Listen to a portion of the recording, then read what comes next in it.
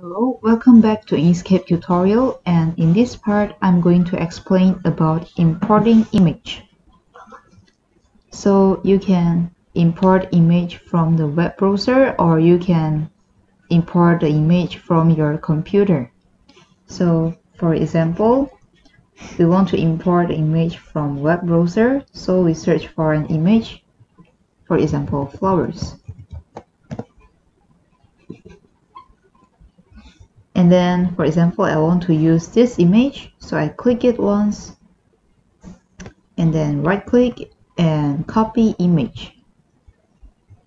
And then I go to Inkscape, right click and paste, or you can also use the shortcut Ctrl+V. And now you can see the image in Inkscape. If you want to import from your computer, you can just open the File Explorer and drag the image to Inkscape, and then click OK. And you can also use the image from your computer like this.